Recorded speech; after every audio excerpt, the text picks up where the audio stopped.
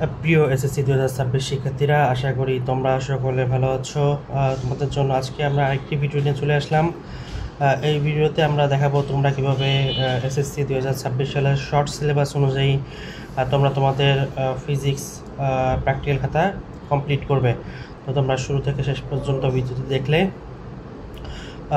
Short সিলেবাসের physics practical খাতা আঁকা ও লেখার প্রয়োজনীয় দিক নির্দেশনা পেয়ে যাবে।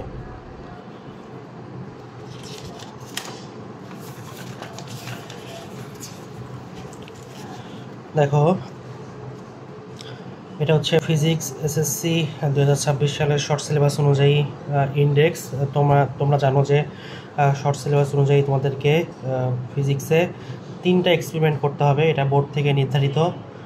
বোর্ড থেকে এসএসসি শর্ট সিলেবাস অনুযায়ী তোমাদেরকে এই 3টি প্র্যাকটিক্যাল দিয়েছে।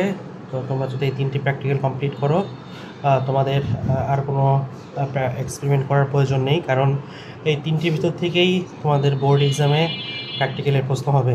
যেহেতু এটা বোর্ড থেকে দেওয়া, তাই এটার বাইরে আর করার কোনো প্রয়োজন নেই। দেখো, এখানে প্রথম এক্সপেরিমেন্টটি হচ্ছে তোমার স্লাইড ক্যালিপার্স দিয়ে কোনো বস্তুর দৈর্ঘ্য, প্রস্থ, উচ্চতা মেপে তার আয়তন বের করা, এবং দ্বিতীয় এক্সপেরিমেন্টটি হচ্ছে ঢালু তলের উপর গড়াতে থাকা বস্তুর গড় দ্রুতি বের করা, এবং তৃতীয় এক্সপেরিমেন্টটি হচ্ছে শিক্ষার্থীর শারীরিক ক্ষমতা বের করা। তো আমরা এখানে সিরিয়াল 1, 2, 3 দিয়ে নিয়েছি, এবং এখানে ডেটের ঘরটা ফাঁকা রেখেছি। এই ডেটটা তোমরা হচ্ছে স্কুল থেকে তোমাদেরকে যে ডেটটা দিবে, তোমরা সেই ডেটগুলা এখানে লিখবে। এটা স্কুল থেকে দিয়ে বা টিচার দিয়ে দিবে তোমাদেরকে, এবং এখানে এক্সপেরিমেন্টগুলো লেখা শেষ হলে এখানে পেজ নাম্বার দিবে। এটা সবার লাস্টে করতে হবে। তো এছাড়া এই ইন্ডেক্সে আর কোনো কাজ নেই। দেন চলো আমরা আমাদের প্রথম এক্সপেরিমেন্টে চলে যাই। তো দেখো, এটা হচ্ছে তোমার প্রথম পেজে আমরা চিত্র এঁকেছি। এটার অপোজিট পাশে যেখানে চিত্র আঁকতে হয়, পেন্সিল দিয়ে সুন্দর করে চিত্রগুলো আঁকবে। তো দেখো, এখানে আমরা একটি স্লাইড ক্যালিপার্স দেখেছি। এটা অপোজিট যে পেজে চিত্র আঁকবে সেটার অপোজিট সাইডে কোনো কিছু লিখবে না, কারণ তোমরা যদি অপোজিট সাইডে লিখো তাহলে হচ্ছে লেখার একটা ছাপা কিন্তু এই চিত্রের উপরে চলে আসবে এবং দেখতে ভালো লাগবে না। তো দেখো, আমরা এখানে প্রথম পেজটি ফাঁকা রেখেছি। তো এখানে হচ্ছে যেহেতু এটা প্রথম পেজ, এখানে 1 নম্বর এক্সপেরিমেন্ট ডেটটা স্কুল থেকে দিবে, সেই ডেটটা লিখবে। এখানে 1 নম্বর এক্সপেরিমেন্টের নামটা লিখবে, যে স্লাইড ক্যালিপার্সের সাহায্যে যে নামটা আছে সেটা লিখবে।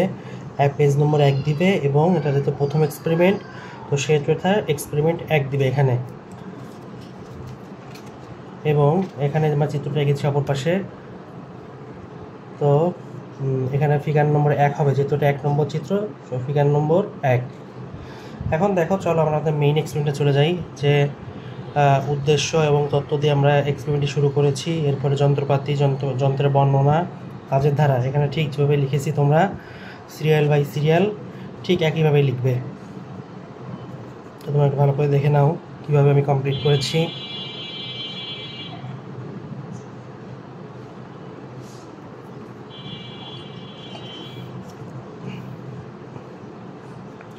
তোমরাও ঠিক একইভাবে এটা লিখবে। এরপরে আমরা নেক্সট পেজে চলে যাই। দেখো, এখানে আমরা এই পর্যন্ত এসে কাজের ধারা শেষ হয়েছে। যে কাজের ধারাগুলো 1, 2, 3, 4 এভাবে যতগুলো আছে এভাবে কাজের ধারা লিখতে হবে। এবং কাজের ধারা লেখা শেষ হলে আমাদের একটা ছক আছে, যেটা পর্যবেক্ষণ ও সন্নিবেশন, এটার আন্ডারে যাবে। দেখো, এই পেজটা লেখা শেষ হলে আমরা যেখানে ছকের সাহায্যে মানগুলো ছকে বসিয়েছি। তোমরা ল্যাবে যে মানগুলো পাবে সেগুলো লিখতে হবে, বাট এখানে যেগুলো লিখেছি খাতায়, এটা থেকে লিখলে কোনো সমস্যা নেই। আমি এখানে যে মানগুলো লিখেছি তোমরা হুবহু এই মানটা লিখে দিলেই হবে। এবং এখানে একটা হিসাব আছে যে আয়তকার বস্তুর আয়তন কীভাবে বের করতে হবে। আমরা এই প্রাপ্ত মান অনুযায়ী আমরা আয়তনটা বের করেছি। তোমরা কিন্তু এখানে date, page number, experiment number এগুলো সিরিয়াল অনুযায়ী বসিয়ে যাবে। এখন দেখো, লাস্টে হচ্ছে আমরা যে ফলাফলটা পেয়েছি, আয়তকার বস্তুর আয়তন। তো সেই আয়তনটাই যে এই ফলাফলটা, এটা হচ্ছে ফলাফল। তো এটা একটা ব্যাখ্যা দিতে হবে। দেখো, আমি এখানে শুরু থেকে ব্যাখ্যা দিয়ে এসেছি। লাস্টে ফলাফলটা লিখেছি এবং সতর্কতার মাধ্যমে এক্সপেরিমেন্টটি শেষ করেছি।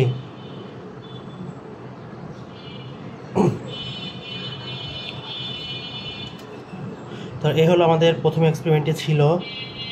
প্রথম এক্সপেরিমেন্ট শেষ করে দেখো আবার আমরা দ্বিতীয় এক্সপেরিমেন্ট শুরু করেছি। দ্বিতীয় এক্সপেরিমেন্টের যে চিত্রটা, এটার অপোজিটে কিন্তু কোনো লেখা দিইনি আমরা, কিন্তু তোমরা এখানে date, page number, experiment number 2, page number serial অনুযায়ী দিবা, ডেটটা দিবা, এক্সপেরিমেন্টের নামটা লিখতে হবে।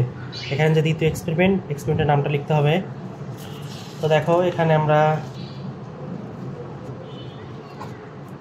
দ্বিতীয় এক্সপেরিমেন্টের চিত্রটা এঁকেছি এবং তার পরবর্তী পেজ থেকে আমরা লেখা শুরু করেছি। এখানে ফিগার নম্বর 2 হবে, যেহেতু এটা 2 নম্বর চিত্র, তাই এখানে ফিগার নম্বর 2 দিতে হবে। তো আমরা এখানে উদ্দেশ্য, যন্ত্রপাতি, কাজের ধারা, এভাবে সিরিয়াল ওয়াইজ লেখার পরে আমাদের একটা পরীক্ষণের ছক আঁকতে হবে, যে এখানে যে ইনফরমেশনগুলো, যে ডেটাগুলো আমরা পেয়েছি সেটা দিয়ে একটা ছক করতে হবে। তো তোমরা এখানে এগুলো লেখার পরে পরবর্তী পৃষ্ঠায় একটা ছক করবে ঠিক এভাবে, এবং ছকে আমরা কত দ্রুতি বের করেছি, দূরত্ব বা সময় দিয়ে, এবং এর যে ফলাফলগুলো পেয়েছি এটা হচ্ছে আমরা ব্যাখ্যাসহ এটা একটা আলোচনা করব। এখানে ব্যাখ্যাসহ যে আলোচনা করেছি আমরা, তোমরাও ঠিক একইভাবে সেম টু সেমভাবে লিখবে। এভাবে লেখার পর সতর্কতার মাধ্যমে ফলাফলটা শেষ করতে হবে। এই এক্সপেরিমেন্টটি সতর্কতার মাধ্যমে শেষ করতে হবে। তো দেখো আমরা সতর্কতা এবং আলোচনার মাধ্যমে এক্সপেরিমেন্টটি শেষ করেছি। তোমরাও ঠিক একইভাবে হুবহু এভাবে লিখতে পারবে।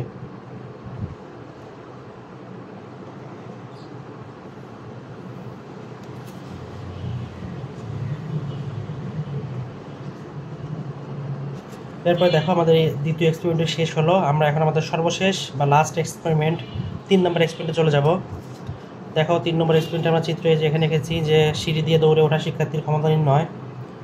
আমরা নিয়ম অনুযায়ী এখানে ফাঁকা রেখে আমরা পরবর্তী পেজে এখানে চিত্র এঁকেছি এবং তার পরবর্তী পেজ থেকে এখান থেকে আমরা এটা লেখাটা শুরু করেছি। উদ্দেশ্য, কাজের ধারা এবং যন্ত্রপাতি, কাজের ধারা, এবং এখানেও একটি পর্যবেক্ষণের ছক আছে যে বিভিন্নভাবে সিঁড়িতে দৌড়ে উঠতে আমাদের বিভিন্ন সময়ের প্রয়োজন। তো সেই অনুযায়ী আমাদের একটা ছক কমপ্লিট করতে হবে। দেখো এখানে আমরা কাজের ধারা লেখার পর সেই ছকটা আমরা কমপ্লিট করব নেক্সট পেজে। তোমরা এই পর্যন্ত লেখার পরে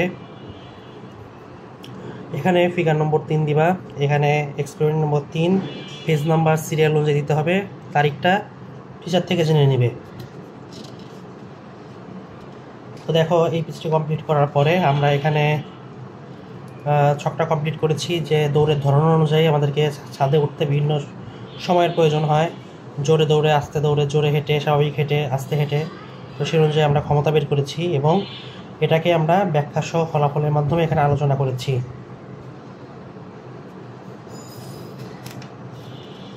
দেখো তোমরাও ঠিক কীভাবে লিখবে এবং সর্বশেষে সতর্কতা ও আলোচনার মাধ্যমে তোমরা এক্সপেরিমেন্টটি শেষ করবে।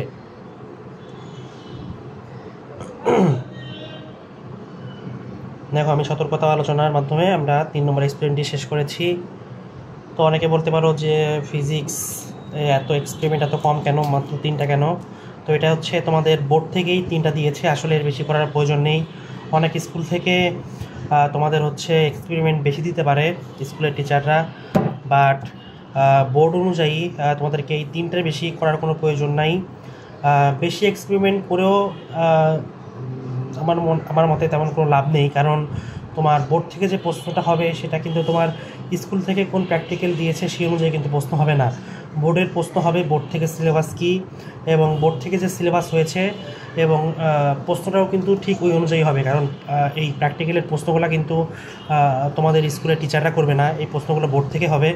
তো বোর্ড থেকে যখন প্রশ্ন করবে তো সরকারিভাবে যে সিলেবাসটা আছে ওই সিলেবাসটা ফলো করেই কিন্তু প্রশ্ন হবে। তো মেইনলি তোমাদের এসএসসি থিওরি পরীক্ষাগুলো হওয়ার পরে তোমাদের যে প্র্যাকটিক্যাল এক্সামগুলো হবে, তো সেখানে কিন্তু এই বোর্ডের সিলেবাস অনুযায়ী তোমাদের এই প্র্যাকটিক্যাল পরীক্ষাগুলো হবে। তোমাদের স্কুল থেকে যদি বেশি প্র্যাকটিক্যাল দিয়ে থাকে তোমরা চাইলে করতে পারো, কিন্তু আলটিমেটলি বোর্ড পরীক্ষায় এই 3টার বেশি আসবে না, 3টা থেকে আসবে, বাইরে থেকে কোথাও আসবে না। এটা 100% তোমরা নিশ্চিত থাকতে পারো।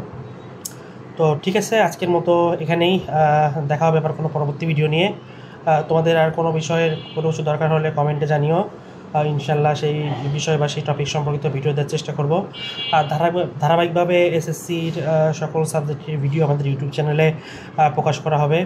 তোমরা লাইক, কমেন্ট, সাবস্ক্রাইব এবং শেয়ার করে ফ্রেন্ডদের জানিয়ে দিও। তো আশা করি তোমরা সকলে ভালো থাকবে। আজকে এই পর্যন্তই।